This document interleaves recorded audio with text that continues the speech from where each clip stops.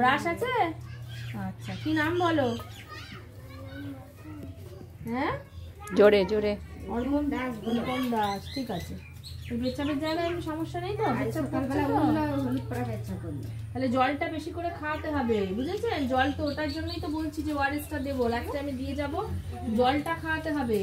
পায়খানা মানে পায়খানা বেশি হলে পারে তো ওই জিনিসটাই প্রথম জিনিস, যে স্যালাইনটা না দিতে হয়, ঠিক আছে? অতিরিক্ত বমি করলে, অতিরিক্ত পায়খানা করলে প্রথমেই যেটা দেখতে হবে জলটা যাতে খায়, ঠিক আছে? খাইয়ে যদি না হয় তখন তো স্যালাইনে চলে যেতে হবে, বুঝতে পারলেন?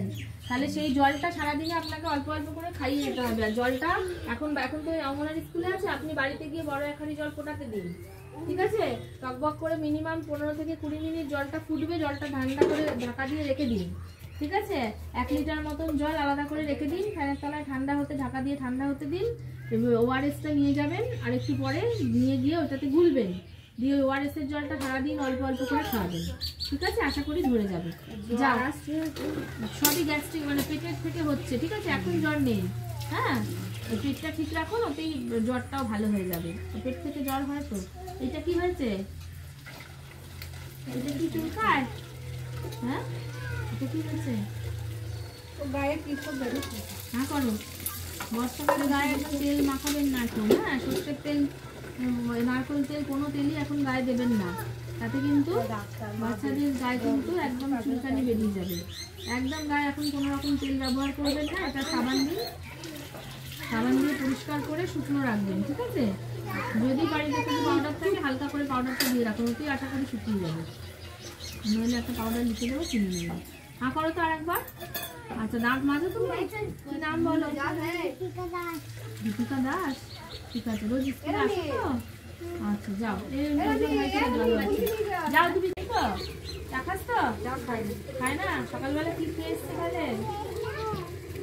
ঠাকুমা,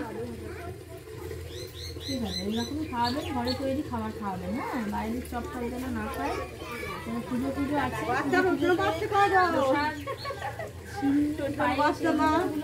খুব বুঝে খাওয়াতে হবে বাচ্চাকে। নিজেরা মুখে দেবেন, যা করবেন করবেন, কিন্তু বাচ্চাকে মুখে দেওয়ার আগে ঠিক আছে। কিন্তু অনেকক্ষণ মন্দিরে খোলা প্রসাদ, সেই প্রসাদটা এনে বাচ্চাকে প্রথমেই দেবেন না, ঠিক আছে? নাহলে কিন্তু বাচ্চার পেট ছেড়ে দেবে, ওই করে কিন্তু এক একটা এরিয়াতে পুরো ডায়রিয়া হয়ে যায়। যেহেতু বড় পুজো আছে সব জায়গাতেই খুব সাবধান, ঠিক আছে? খোলা প্রসাদ, খোলা দুধের জিনিস, এই জিনিসগুলো কিন্তু ওই সরাসরি ওখান থেকে এনেই ডাইরেক্ট বাচ্চার মুখে দিয়ে দেবেন না। বাচ্চাকে ঘরের খাবার খাওয়াবেন। আত্মীয় স্বজনের বাড়ি হয় সেটা একরকম, কিন্তু মন্দিরের প্রসাদ খাওয়ানোর ব্যাপারে কিন্তু খুব সতর্ক থাকতে হবে। এরকম অনেকবার হয়েছে যে বড় বেলুনে এরকম, যখনই বড় পুজো হয়েছে বড় বেলুন নাসিগ্রামে, তখনই কিন্তু দেখা যায় একটা মাস ডায়রিয়াতে বাচ্চারা ভোগে, বাচ্চা বড় সবাই। কাজেই খোলা জিনিস খাওয়ার থেকে কিন্তু খুব সাবধান থাকতে হবে, ঠিক আছে? আচ্ছা, তুমি চলে এসো। এর ওজন বাড়ানোর চেষ্টা করতে হবে, মাকে বলবে। এর ওজনও বাড়ছে না, আর দুধ খাওয়ার কোনো দরকার নেই, একই ওজন আছে। 2 বছরের পরে বুকের দুধ যারাই খাওয়াচ্ছেন তাদের ক্ষেত্রে কিন্তু বলবো বুকের দুধটা বন্ধ করে দিতে। 2 বছরের পরে আর বাচ্চা দাঁত বেরিয়ে যাওয়ার পরে আর বুকের দুধের কোনো দরকার নেই। জিভ দেখাও, জিভটা দেখাও। নিজের নাম বলো। তোমার নাম কি বলে দাও? ইউকি। ওইদিকে দেখো, ঠিক আছে। 2 বছর থেকেই স্টার্ট করা হচ্ছে। তাহলে কৃমি শুধু গোল কৃমি না, গোল কৃমি, ফিটা কৃমি, নানান রকম কৃমি আছে, এবং সেই কৃমিগুলো যেহেতু ডাইরেক্ট মানে ব্লাড একদম নিয়ে নেয় শরীর থেকে, সেটা কিন্তু বাচ্চাদের ভীষণ এফেক্ট করে। হ্যাঁ, কৃমিতে কিন্তু সব থেকে বেশি বাচ্চাদের রক্তাল্পতা দেখা দেয়। শুধু আপনি ভাবছেন যে পেটে ব্যথাটা কিছুই না, পেটে ব্যথার পেছনে আরো অনেক মানে ঘটনা ঘটছে ভেতরে। সেটাতে আসল হচ্ছে বাচ্চার খিদে কমে যাবে, বাচ্চার রক্ত কমে যাবে, সেক্ষেত্রে কিন্তু তারপরে বাচ্চা যে কোনো রোগে আক্রান্ত হবে। কৃমির থেকে কিন্তু এত বড় বড় রোগ হতে পারে। যে একটা দুটো কৃমি বেরোচ্ছে যাবে, তাদের তখন থেকেই সাবধান হতে হবে, যাতে কোনোভাবেই আর ফার্দার সেটা না হয়। কৃমির ওষুধ আশাদিদিদের সাথে কথা বলতে নিয়ে নেবেন। আশাদিদি সিএইচও সবাই আছে লোকাল সেন্টারে, সেখানে কথা বলতে নিয়ে নেবেন। আমরা তো রোজ আসবো না, ঠিক আছে? সেইটা কিন্তু করতে হবে। আর যদি দেখেন যে আরো বড় বড় মানে এইরকম বড় বড় টুকরো সাদা সাদা বেরোচ্ছে, ঠিক আছে? শুধু কুচো কৃমি না, যদি দেখেন যে পায়খানার সাথে ছোট ছোট সাদা সাদা দিয়ে দেখতে পাচ্ছেন, তাহলে কিন্তু পায়খানা পরীক্ষা করাতে হবে। সেটা ফিতা কৃমিও হতে পারে, ঠিক আছে? ফিতা কৃমি কিন্তু প্রায় মানে 1 ml 2 ml ব্লাড একদম টেনে নেয় শরীর থেকে। আর এইটুকু বাচ্চার শরীর থেকে যদি এরকম হারে ব্লাড যেতে থাকে কিছুই বুঝতে পারবেন না, বা বাচ্চাটা একদিন ধীরে ধীরে শুকিয়ে যাবে। হাজার খাওয়ালেও কিন্তু তখন বাচ্চাকে মোটা করা যাবে না যতক্ষণ না কৃমির ওষুধ খাওয়ানো হচ্ছে। কাজে কৃমিটাকে কিন্তু অবহেলা করবেন না। এসো।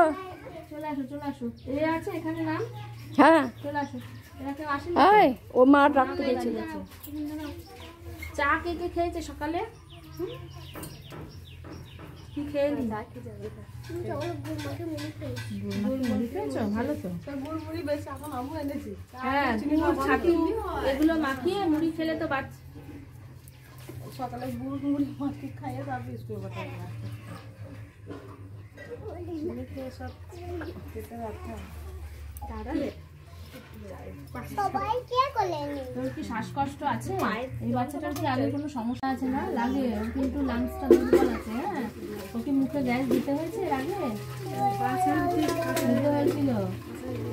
ওকে বলছি, ওকে কিন্তু ঠান্ডা লাগানোটা বেশি যাবে না। হ্যাঁ, বলছি তো লাংসটা দুর্বল আছে।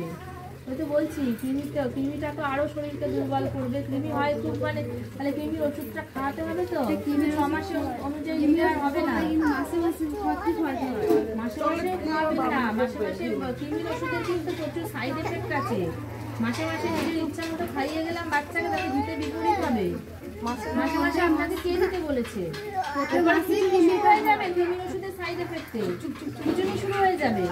মাসে মাসে প্রতি মাসে কি হচ্ছে? প্রতি মাসে দিয়ে যাচ্ছেন না? এমনি 1 মাস যখন খায়, 1 মাস কি তারপর মাসে খায় ওই কৃমিটা বের করে বলে খেতে লাগে। আরে বাবা সবই বুঝলাম, কি বলছি একটা দুটো বেরোলে সেটাতে অসুবিধা কিছু নেই, কিন্তু ডাক্তার দেখিয়ে হ্যাঁ ডাক্তারের সাথে কনসাল্ট করে খাবেন। কৃমির ওষুধ কিন্তু নিজে কোনোভাবেই খাওয়াতে যাবেন না। এমন অনেক বাচ্চা আছে কৃমির ওষুধ ওভারডোজ হয়ে গিয়ে বাচ্চা খিচুনি হয়ে মারা গেছে। এরকম প্রচুর বাচ্চা প্রচুর জায়গায় এরকম ঘটনা ঘটতে থাকে। সেই জন্য কৃমির ওষুধ একদম বাড়িতে গিয়ে আশা দিদিদের খাইয়ে আসার কথা, কারোর হাতে ছাড়া হয় না। সেটাই তো বলা হচ্ছে যে কৃমির ওষুধের যখন মাস ক্যাম্পেইন করা হয় তখন হচ্ছে বাড়িতে গিয়ে সবাইকে সামনে দাঁড়িয়ে ওষুধটা চিবিয়ে খাইয়ে আসতে বলা হয়, বুঝেছেন? কৃমির ওষুধ যখন তখন প্রতি মাসে মাসে দেবেন না কোনোভাবেই। দিয়ে ডাক্তার দেখায় তারপর ডাক্তার পায়খানা পরীক্ষা করাবেন। যদি দেখেন যে দীর্ঘদিন ধরে এরকম কৃমি বেরোচ্ছে, অবশ্যই পায়খানা পরীক্ষা করাবেন। পায়খানা পরীক্ষা করিয়ে ওষুধ দিতে হবে। ডাক্তারের কাছে যাচ্ছেন, পায়খানা পরীক্ষা করাননি একবারও?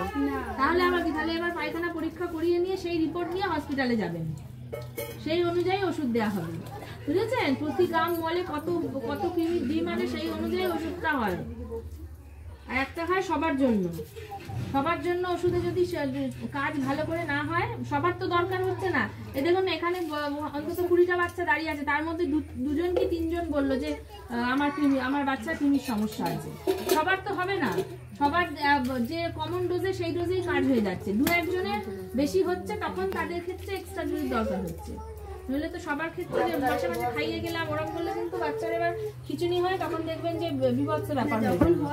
হ্যাঁ, আর ঠান্ডা লাগাটা যাতে না হয়, সারা বছর হালকা গরম জলে চান করাবেন, ঠিক আছে? একটু ফল টল খাওয়াবেন বাচ্চাকে। ওটা বয়সের সাথে সাথে আস্তে আস্তে ঠিক হয়ে যাবে। আর খেলাধুলা করে তো বাচ্চা? হ্যাঁ, খেলাধুলা করবে, কিন্তু কাদা ধুলো এগুলো থেকে একটু সাবধান থাকতে হবে। এখনকার পরিবেশে অনেক পলিউশন বেড়ে গেছে তো, সেই জন্য বাচ্চাকে ধুলোবালি যখন খেলে এলো পরিষ্কার করে হাত পা ধুয়ে দিতে হবে। বাড়িতে কিছু ঝাড়াঝুড়ি চললে বাচ্চাকে একটু অন্য কোথাও পাঠিয়ে দিতে হবে, ঠিক আছে? ওর সামনে ধুলো ঝাড়লাম, খুব ইয়ে করলাম, ধান ঝাড়লাম, এই জিনিসগুলো থেকে ওকে দূরে রাখতে হবে, তাতে ওর লাংসটা ভালো থাকবে। আর যত ওইগুলোর মধ্যে ও যাবে, ধুলোর মধ্যে যাবে, ধান ঝাড়ার মধ্যে যাবে, তত কিন্তু ওইগুলো আরো ওর ভেতরে ঢুকবে, তত কিন্তু আরো লাংসটা খারাপ হবে, বুঝতে পারলেন? না করো।